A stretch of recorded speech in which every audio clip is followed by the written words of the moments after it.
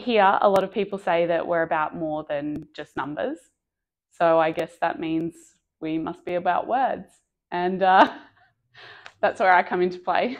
In a lot of ways, it's fantastic that I work in the marketing and communications for the practice because I have absolutely no idea what is being talked about most of the time. It means that I can really challenge the team to change their thoughts around what they're trying to communicate.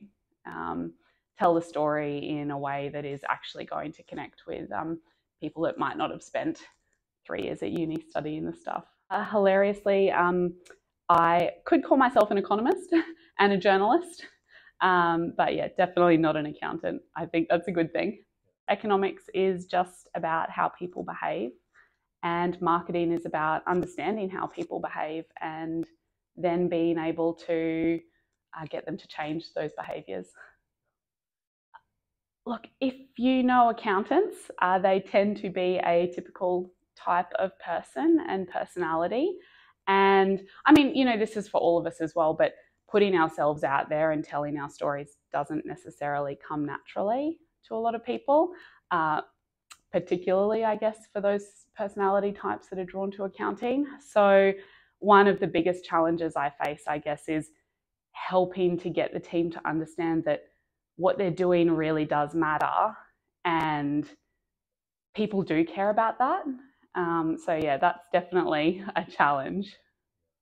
And I think that it's really easy when you are in the day-to-day detail of, you know, preparing tax returns or punching financials in, that you forget actually about the impact that you're having on someone's business, which is then the impact on someone's life, their family, their community. So when you step back and look at it like that, it really is phenomenal, the impact that the team is having. And I'm lucky enough that I get to witness that. Yeah, look, it's been quite fluid. So I actually started with the practice when I was in my first year straight out of high school. At the time I was studying law and science. I saw, you know, I came into the practice in a support administrative position, and I saw the role just as something to pay the bills while I was studying.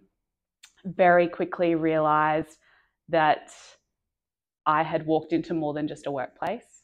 I was actually in a business that really cared about the people that were in it.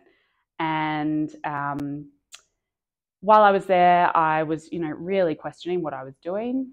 At uni, I took some time off, changed my degree a couple of times, ended up in economics and journalism. And when the time finally came for me to graduate, by then I'd learnt the ropes. I'd really been exposed to what it is to, I guess, running the business, you know, through the open book management practices that the firm uses. So I was included in team meetings where big decisions were being made. I had access to all of the financials, and even though I wasn't an accountant, I was taught what those numbers meant. And if there was anyone asking stupid questions, that was me, but I was never made to feel like those questions were stupid at all.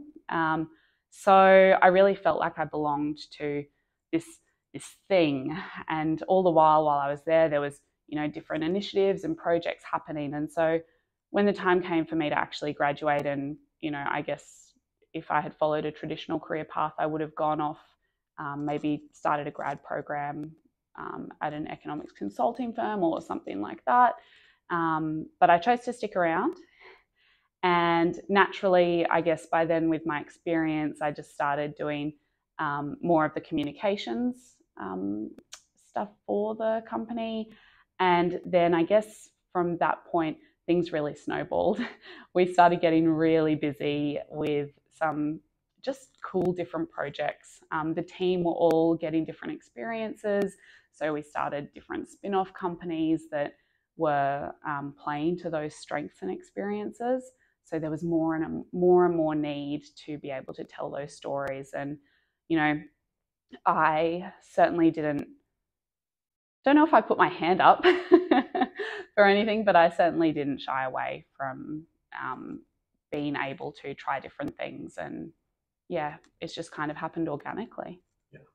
So very exciting in the sense of creating something new, facing a new challenge, and exciting being able to watch different team members come into their own, and be given a sense of ownership over this little niche within the business. So I've seen team members develop a lot, which has just been really amazing, and I've really seen them kind of I want to use some analogy about a butterfly, but the words fail me. It rarely happens. So that's really great. And then also those team members that aren't necessarily directly involved in the spin-off companies, they're still a part of that process. You know, the way that we run our business is that everybody gets a chance to put their 2 cents in and contribute here. So that's been really great to see. Frustrating in the sense that there's always something new. So there's never a dull moment. So I don't know if it's frustrating or just continual, which is pretty cool. Yeah, look, I'd say again that was quite organic as well.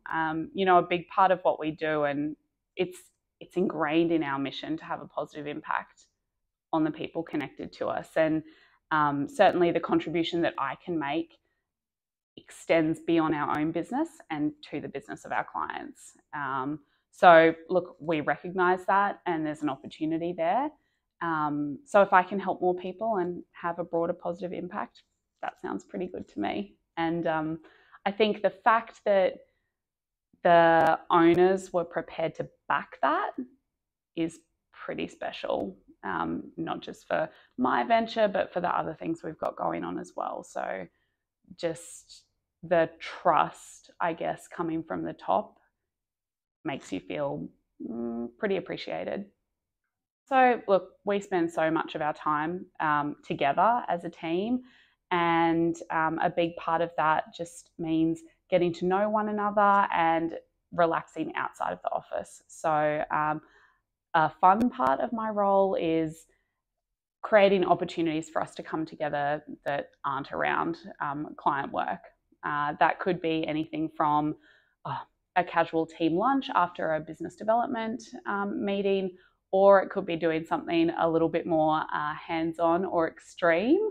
We've done prison break escape rooms recently. I have gotten everyone to do a paint and sip exercise, so stretched our creativity. I'm not sure how that went down with most of the team, but I certainly enjoyed it. And look, we were also doing things in the broader community as well. So looking for opportunities to give back, Clean Up Australia Day, Zambrero's Plate for Plate Day, just any opportunity that we can step back and give back to the community that we're a part of. I don't know if this is going to be controversial or not, but I'm going to say off social media. Yeah, I feel like I definitely think these platforms all have a part to play. Certainly the way we're using them to tell our story. Facebook, Instagram, LinkedIn, they all have different uses. But I think what we're seeing now is a real turn back to human connection. And there's a lot of noise out there. There's a lot of different apps and a lot of platforms. And I think that there's a little bit of overwhelm and tiredness around that I'm certainly sensing. So a big thing for me is trying to move beyond that and look for new, unique ways to meet the people that we want to meet. Yes, I think those digital channels are going to have a part to play, but I think that marketers and everybody in general is just going to really need to push themselves to actually step back from behind the screens, which we've been doing because of COVID, and that's just where we've been pushed. And I think, yeah, step away from that and actually meet people in real life, IRL.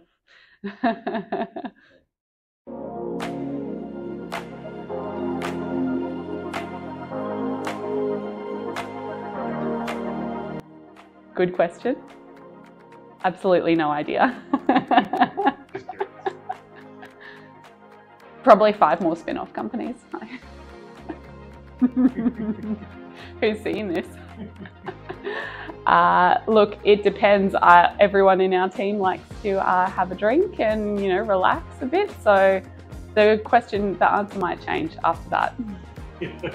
As in, you need a drink? That's it.